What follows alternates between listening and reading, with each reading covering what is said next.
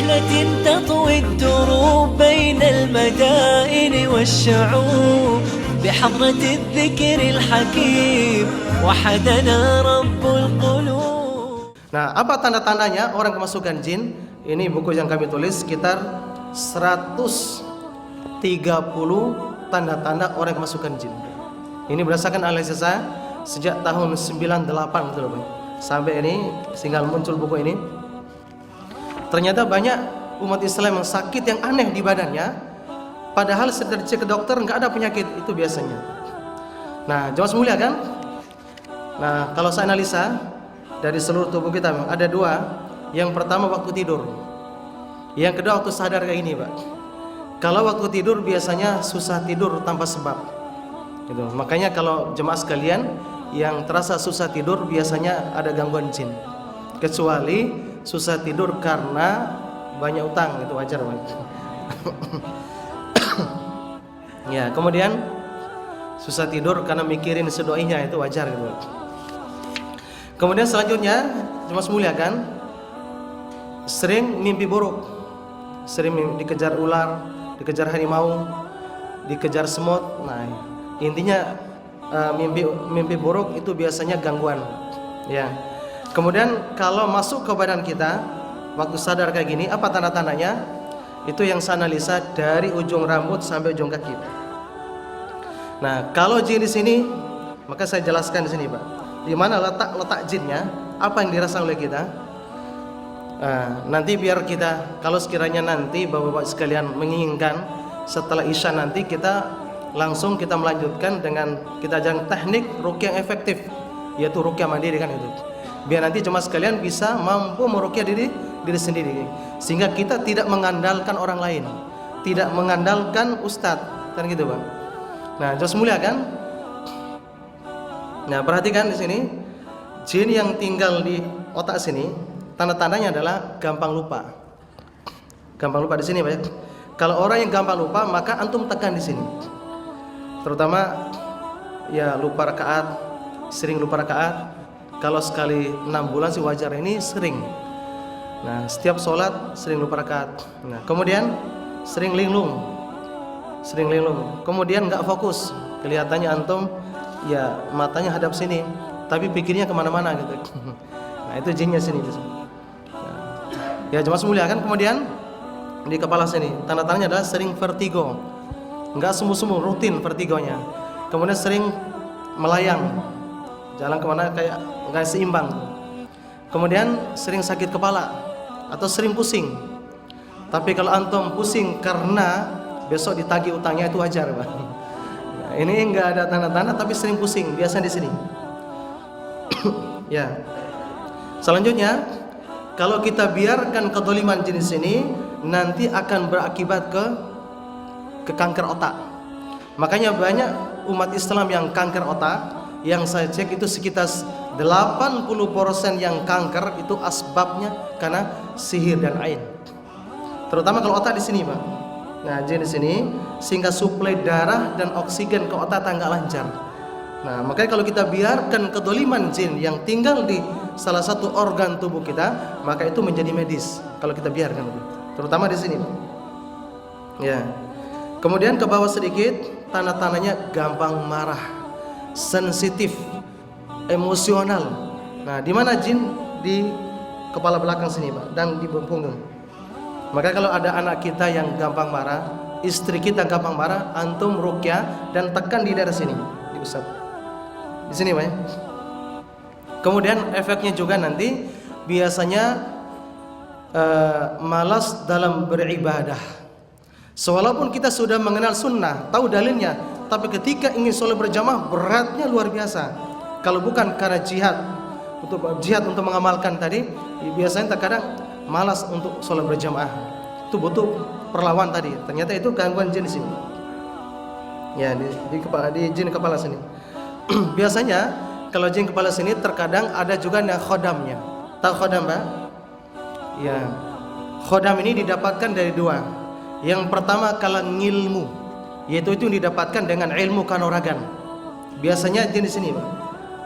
Biasanya ada harimau, ular, monyet, anjing, itu biasanya khodam yang kebanyakan macan sama harimau biasanya. Rata-rata di sini tinggal. Ya, makanya kalau ada jemaah sekalian kalau marah, kalau cakar kena, kemungkinan dia punya khodam. Di mana dia tinggal? Pasti di sini. Ya, makanya dia gampang marah. Nah, situ gampang marah. Nah, coba muliakan. Yang kedua karena warisan. Orang tuanya, kakeknya punya pegangan, otomatis terkadang diwariskan ke anaknya. Ya, kalau sekiranya jemaah muliakan diwariskan uang, itu enak. Ini justru diwariskan apa? Jin, harimau gitu. Makanya jemaah muliakan jangan mau diwariskan harimau, Pak. Itu bahaya, Pak. Nah, ini terkadang ya ketika meninggal pun susah sakatul mautnya tuh. Biasa di sini, Pak. Nah, ke bawah sedikit sini. Punggang sering pegel, sering ngilu, kemudian kolesterol nggak turun-turun, sudah dibekam, sudah minum obat nggak sembuh-sembuh. Nah, itu biasa di sini. Di sini. Kemudian sering masuk angin. Di mana letak J-nya? Di sini. Tulang belikatnya. Terkadang tembus ke dada.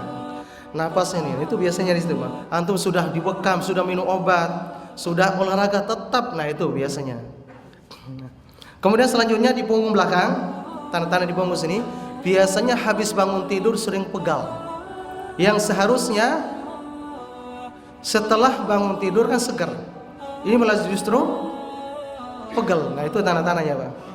Di punggung sini. Atau sering lemas bangun tidur. Nah, itu. Kemudian selanjutnya tanda-tanda di muka. Biasanya susah dapat jodoh. Nah, biasanya di daerah sini, Pak. Baik laki-laki maupun perempuan. Maka kalau ada akhwat putri kita yang padahal dia cantik, dia kaya, sering dilamar, dia senang, kemudian ikhwannya enggak, ikhwannya senang, dia enggak, selalu gagal. Itu tanda-tandanya. Nah, biasanya 4 titik di muka, di pinggang, di daerah dada sini, kemudian di bawah perut. Itu biasanya kalau 4 titik itu kalau belum nikah susah dapat jodoh. Ya, kecuali ada orang soleh langsung lamar bisa. Tapi kalau tunggu dia dengan lagi terkadang agak susah. Itu, Bang.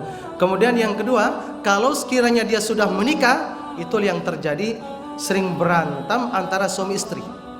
Makanya sekitar 60% sampai 80% terjadi tafrik, perpisahan antara suami istri itu karena pengaruh santet, pengaruh jin. Di mana dia tinggal tadi? Di muka. Setiap suami lihat istri nggak nyaman. Kemudian di sekitar sini. Kenapa dia tinggal di daerah dada? Biar hasrat ke suami, hasrat kepada istri itu dia kurang. Kemudian di pinggang. Nah, tanda-tandanya adalah sering sakit pinggang, terutama kalau dengar kajian, nah sering bolak-balik gini, Pak. Padahal minumnya sudah cukup. Nah, itu biasanya di pinggang. Sering sakit pinggang. Efek yang mana? Ke hasrat ke istri semakin turun, atau diistilahkan baterainya lowbat. Baterainya lowbat. Itu biasanya di sini. Nah, karena seorang istri pun ketika disentuh oleh suami biasa merasa risih. Nah, itu biasanya tanda-tanda ada jin di daerah 4 titik itu. Iya, pinggang, kemudian di bawah perut. Kemudian selanjutnya jinnya tinggal di daerah muka, di daerah pelopak mata. Tanda-tandanya adalah gampang ngantuk. Di mana dia tinggal? Di pelopak mata sini, Pak, di sini. Terutama setiap sholat subuh selalu bawanya ngantuk. Nah, itu, di sini. Kemudian setiap mendengarkan khutbah Jumat, kajian selalu ngantuk gitu. Nah, itu tanda-tanda di sini. Ya. Kelihatan khusyuk tiba-tiba, nah gini, selalu ya. Nah, ini tanda-tanda. Alhamdulillah kalau di sini jarang ngantuk, Pak, ya. Ya. Kalau ada yang langganan ngantuk setiap mengikuti kajian, itulah tanda-tanda ada jin. Tapi kalau dia menonton, kalau nonton barangkali TV Ahlus Sunnah, ada kajian-kajian Ahlus Sunnah, dia selalu ngantuk. Tapi kalau dia mendengar atau dia menonton, barangkali ada dangdutan, dia seger. Nah, itu tanda-tandanya, Pak. Itu tanda-tanda jin di sini. Ya, di sini. Kemudian selanjutnya indigo. Makanya orang yang indigo itu pasti ada jinnya di sini, Pak. Ya, makanya setiap orang yang punya kelebihan indigo tadi karena dibantu oleh setan, dibantu oleh jin. Nah, dia tinggal di sini, Pak. Makanya kalau untuk mengeluarkan sendiri gampang. Nah, tinggal dibaca Al-Falaq An-Nas di sini kan insyaallah hilang atau ditiupkan dengan berapa ayat, itu insya Allah hilang. Di sini Pak. Makanya kalau ada istri kita, anak kita yang sering lihat jin, nah itu berarti tanda-tanda di badannya ada jin. Apalagi seorang kiai bisa membaca hati orang, bisa mengobati orang hanya dengan lewat foto, kemudian mengobatin orang dengan telur, memindahkan penyakit dari badan ke kambing. Nah, itu tanda-tanda orang itu pasti pakai setan, pasti pakai jin gitu. Kemudian selanjutnya jamaah semuliakan, yaitu susah tidur, sering ngantuk tapi susah tidur, padahal sudah nguapnya luar biasa, biasanya tidur jam 12, jam 1. Nah, tapi kalau sudah tidur susah bangun. Nah, itu dia. Dengar adzan subuh itu susah sekali bangun. Nah, itu jinnya di sini, Pak. Ya. Ya. Maka kalau pingin buka mata agak berat di sini. Kemudian selanjutnya di gigi, biasanya sering sakit gigi, ngilu. Sudah berobat kemana-mana nggak sembuh. Kemudian di sini batuk menahun. Nah, kemudian ke bawah lagi sedikit jin di sini, yaitu sering galau. Tahu galau, Pak? Cemas, gelisah. Nah, jinnya tinggal di sini. Pokoknya yang berkaitan dengan perkara kejiwaan itu biasanya jin di sini. Maka kemarin ada seorang ibu-ibu dari Palembang itu sakit jiwa selama 16 tahun. Setiap hari harus diborgol. Kalau nggak diborgol, kasih obat itu baru bisa ini. Setiap hari harus bawa ke rumah sakit jiwa. Qadarullah bertemu dengan kami, kemudian dibantu dengan ruqyah syariah. Telah dicek di kakinya, ternyata jinnya di sini. Makanya jemaah semua ketika kita ruqyah nggak keluarnya, namun setelah dicek satu-satu ternyata hampir rata-rata jarang yang nggak ada. Walaupun dia seorang hafiz Quran, hampir jarang yang nggak ada jin. Coba kalau andaikan saya cek satu-satu, Pak, itu mestinya ada, Pak. Jarang yang nggak ada. Makanya hampir setiap hari saya ruqyah justru ustadz yang sudah tamat Madinah, sudah doktor, bahkan ada yang sudah profesor, masya Allah. Ternyata dicek banyak jinnya. Nah, coba semulia kan? Apakah saya juga nggak ada? Barangkali ada. Hampir semua orang gitu. Nah, coba semulia kan? Kemudian selanjutnya, tadi jinnya di daerah di sini itu. Kalau perempuan biasanya atau bapak-bapak pendendam, susah memaafkan orang. Sekali suami salah, itu susah melupakan kesalahannya. Apalagi suami khilaf, kata ibu-ibu khilaf, padahal suami melanjangkan syariat gitu. Maksudnya poligami gitu. Nah, itu sakitnya luar biasa. Kata istri ya katanya khilaf kan. Nah, jemaah mulia kan? Itu susah sekali. Makanya pada saat itulah biasanya istri dikuasai oleh syaitan ini gampang marah. Isinya di sini, Pak. Makanya jemaah mulia kalau tidak siap untuk poligami jangan, Pak. Itu biasanya antara istri-istri ini biasa gampang masuk jin. Antara hasad antara istri yang satu itu biasanya luar biasa, Pak. Nah, jinnya dikuasai di sini. Makanya dia pendendam, susah memaafkan kesalahan orang lain. Nah, kalau susah memaafkan kesalahan orang di sini, Pak. Maka seringkali ibu-ibu merasakan sakit itu di sini. Ya. Makanya kalau datang ini ke Ustadz sakitnya di sini. Nah, itu biasanya itu ada gangguan di sini. Nah, kemudian nanti lama-kelamaan lari ke jantung. Makanya 80% jamaah yang gangguan jantung itu karena gangguan non medis. Sewalaupun nanti jadi medis dia. Makanya sering dialog dengan salah satu jin namanya Jamilah jin itu. Ustaz tanya, "Kenapa kamu masuk ke tubuh Ustaz?" Sebenarnya Ustaz ini nggak perlu dioperasi jantungnya. Saya yang masuk ke jantung nih Ustaz. Kata si jin Jamilah ini. Ya, jin umur 25 tahun, 24 tahun, dia masih gadis gitu. Ketika saya ajak mau dikasih sayang, oh enggak mau dipoligami gitu. Enggak mau dimadu kata jin. Ya. Coba semulia kan? Ternyata dia tinggal di jantung. Makanya kata jin ini, "Ya Ustadz, saya yang tinggal di jantungnya." Makanya jantung Ustadz ini menyempit, makanya saya gerogoti jantungnya. Makanya dioperasi itu. Sebenarnya enggak perlu dioperasi, di ruqyah insyaallah sembuh sebenarnya gitu. Ya, ngakuin jin di sini. Ternyata benar. Kemarin ada seorang kepala hakim, kata dokter, beliau menjelaskan bahwa ini karena karena penyakit jantung keturunan. Saya cek tekan di sini ternyata langsung keluar jurus harimau. kalau harimau. Ternyata harimau yang tinggal di jantungnya, makanya napasnya. Kemudian kata dokter, anaknya juga semuanya ya jantung keturunan tadi. Dicek anaknya, ternyata jinnya numpuk juga di jantungnya. Masya Allah. Jemaah sekalian yang Allah muliakan, ternyata di jantung itu paling banyak dihandle jin, baik jin yang masuk sendiri maupun disihir ataupun ain. Yang paling banyak kena ain itu di jantung. Makanya banyak seseorang itu mati mendadak, itu boleh jadi karena ain. Makanya ain itu menyerang di jantung, makanya mati mendadak. Nah, jemaah sekalian, ini yang perlu kita waspadai. Ya, banyak barangkali ada saudara kita yang terkadang langsung sakit mendadak, tiba-tiba meninggal, terjadi periksa ternyata jantungnya itu diserang ain.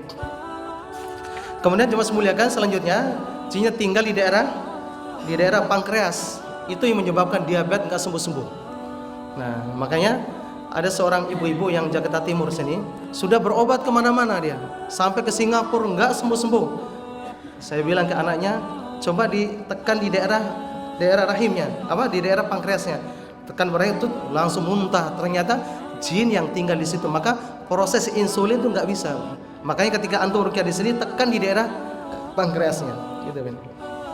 Kemudian ke bawah sedikit di lambung, tanda-tandanya adalah sering begah perutnya, mah kronis, nggak kunjung sembuh, sudah berobat kemana-mana. Kemudian di lambung juga adalah tanda-tandanya setelah berwudu pingin kentut, itu udah pasti Pak. Nah, setelah berwudu atau sedang sholat pingin kentut, pingin buang angin, atau pingin pipis, selalu diganggu, terutama subuh, habis berwudu pingin kentut. Nah, itu tanda-tanda di perut Pak. Barangkali itu pernah kita makan di restoran yang ada penglarisnya. Makanya jangan muliakan, saya cek beberapa restoran nih di sekitar Jakarta 80% pakai penglaris. Warung-warung makan itu. Ya, warung makan itu 80% pakai penglaris. Kalau jamaah itu pakai penglaris, maka jin-jin yang datang ke situ, makanya ludah di situ, kemudian di situ, kemudian jilat apa yang kita makan. Ketika kita makan terasa lezat gitu. Terasa enak kan gitu. Nah, jemaah muliakan, ada juga yang pakai kuah khusus. Biasanya khusus yang pemiliknya, nggak boleh yang lain. Nah, terutama kuah bakso atau kuah mie ayam macam-macam lah gitu. Nah, biasanya yang paling lezat itu adalah dicampur dengan darah haid. Nah, itu yang lebih lezat. Atau dicampur dengan di celana dalam biasanya. Nah, jemaah muliakan, ini biar lebih lezat. Ini syarat dia dukunnya.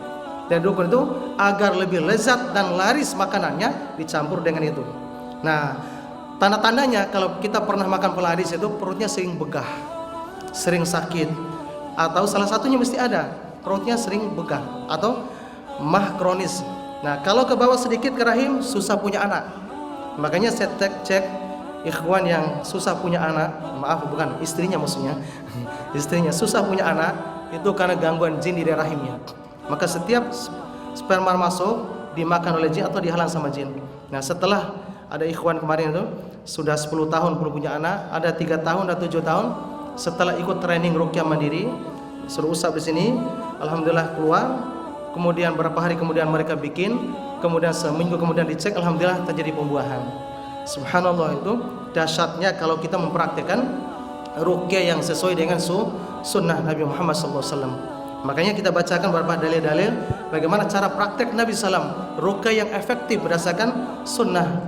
Ya, jemaah muliakan, itu di sini. Kemudian sering pendarahan. Sudah sering pendarahan, itu tanda-tandanya 80% pendarahan karena gangguan jin di sini. Kemudian selanjutnya susah punya anak. Kemudian sering keguguran. Sudah hamil 1 bulan, 2 bulan sering keguguran. Nah, ini jinnya di sini, Pak. Selanjutnya ke bawah di daerah sini. Nah, untuk di daerah vitalnya itu nanti kalau pipis sering anyeng-anyengan, kayak enggak tuntas gitu. Itu biasa di daerah sini. Nah, setiap kita ibadah khusus ke istri selalu pingin banget ibadah khusus tadi, tapi ketika action nggak bisa. Nah, itu nggak bisa bangun, itu tanda-tandanya. Makanya dicek di sini. Nanti lari ke prostat biasanya. Lama-kelamaan jadi medis kalau kita biarkan di situ. Maka tekniknya adalah efektif sekali kalau ditekan, kemudian dibacain ayat dulu, baru ditekan. Nanti tekniknya diamalkan kalau jemaah sekalian, kalau mau nanti setelah Isya, Pak ya. Kemudian selanjutnya, kalau ibu-ibu biasanya setiap hubungan suami istri selalu terasa sakit, nggak nyaman, atau sering perih. Nah itu sudah dikuasai oleh syaitan di daerah-daerah tertentu. Kemudian selanjutnya adalah di kaki, daerah kaki sini, di kaki Pak ya, yaitu sering pegel kakinya, sering kesemutan. Kalau duduk pengajian selalu kesemutan, nah, itu tanda-tandanya. Ya, atau ketika tidur sering kram. Ya, kira-kira dari sekian tanda tadi ada nggak Pak? Alhamdulillah nggak ada Pak ya. Ya, nah jemaah mulia kan, itu diantaranya tanda-tandanya. Kalau sekiranya kita merasakan seperti itu, maka waspadalah.